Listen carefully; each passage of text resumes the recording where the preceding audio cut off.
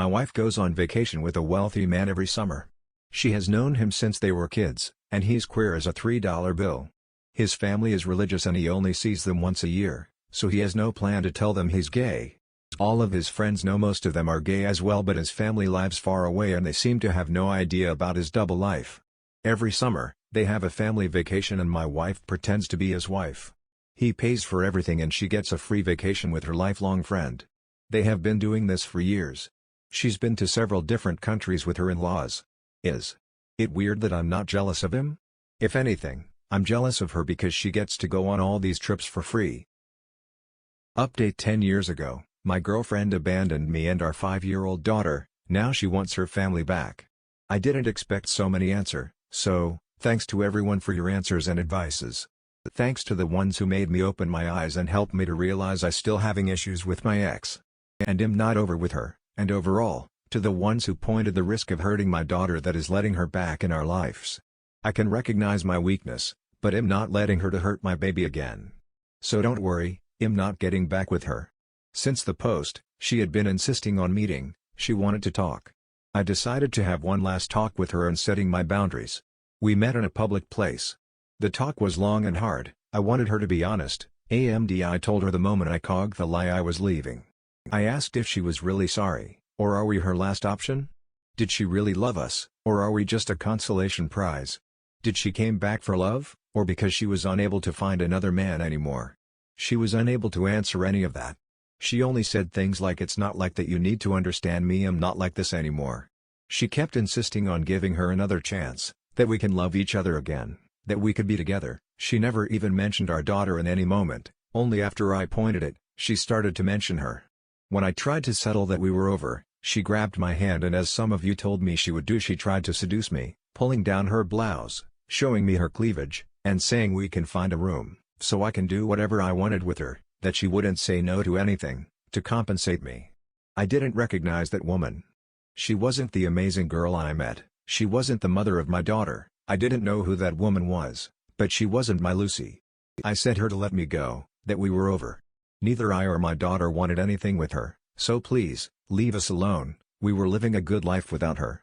She then went mad, saying I couldn't left her, that it wasn't my choice. It wasn't cheating, but it feels like it. So, me 24 meters and my 23F girlfriend have been in a relationship for 3 years. We've moved in together and have loved it until the last few months. Work got really stressful for both of us and we just ended up fighting a lot.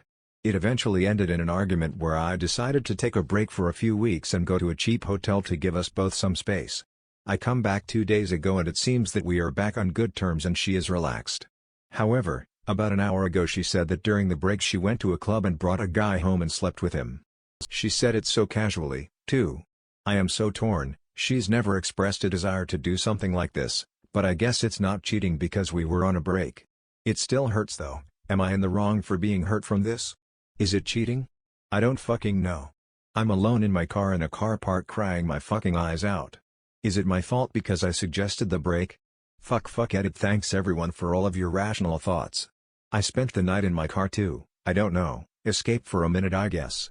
There has been plenty of misconceptions about the things I have said in the post, so I will try and be more clear by a few things I said.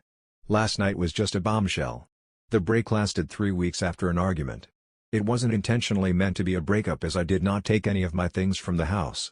We are both in a tricky financial situation. Basically, if we split we are both homeless. It's why we began arguing and getting stressed. So despite everything, I'm going to try and work things out. Luckily I do know that it was a random guy she never met before. Turns out she went to this club or whatever with a group of friends, and one of her close ones called me up today and told me the whole thing. The friend did this on her own accord without talking to my GF, so I'm inclined to trust what she has said. I'm going home to talk to her now. She messaged me during the night apologizing and asking to talk things out, so, a step in the right direction I guess. I can't stand sleeping with my boyfriend. My 21F boyfriend 22M sleeps over regularly because we don't live together. We've been with each other for almost 3 years. Recently it has been a nightmare trying to sleep next to him. He has wet the bed at least 7 times in the last few months. He farts all night long. He snores extremely loud. I can hear what sounds to be sleep apnea developing. He sneezes all the time and the spit gets all over me. He rolls onto my side and steals my pillows and blankets. When I try to take them back he gets really mean and yells at me in his sleep. He never remembers yelling when he wakes up the next morning. He has punched me in the face and choked me in his sleep. He knocks over all the things on my nightstand including drinks that then spill all over the floor. He knocks his phone and chargers and glasses onto the floor and breaks things occasionally.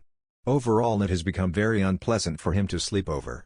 This was never an issue until the last few months everything started happening at once. We have talked about it but it's hard when he has no control over the things he does when he's asleep. I know he feels bad.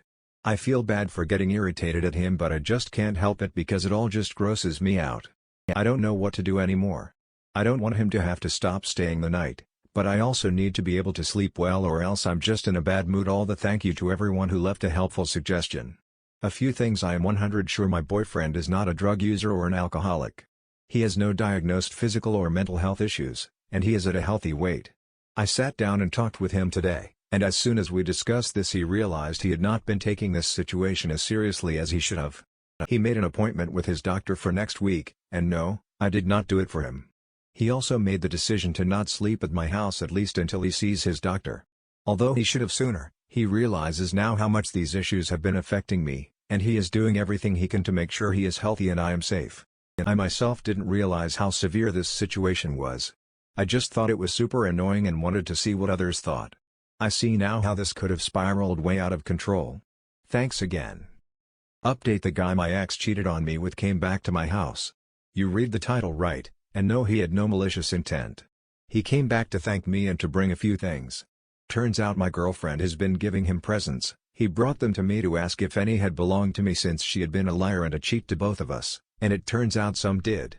From despite cheap rings to necklaces I had lost, he had them.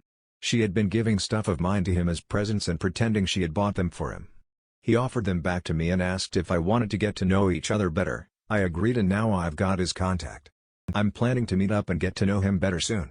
These were his words: the last few days I haven't been right with myself. You showed me mercy and kindness and I gave nothing in return. Any other guy would have me in hospital or worse. I just watched, doing nothing about my brother beating the shit out of our stepdad.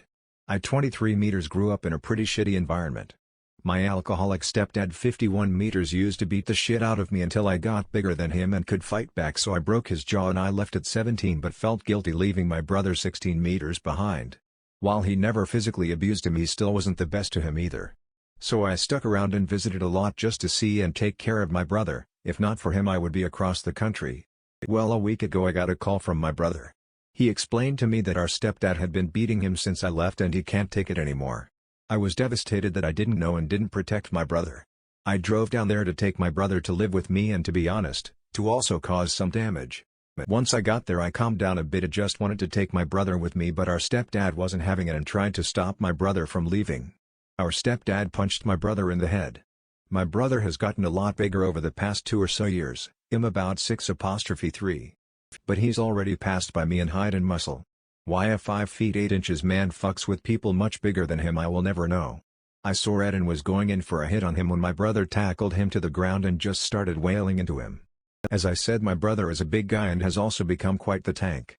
So I knew he could potentially kill him. But I didn't care. I just watched as my brother beat his face till I couldn't even tell there was a face under all the blood. I just waited till he was done and took him to my place to get cleaned up and calm down. We haven't heard from him since then and don't even know what damage was done, and honestly I don't care.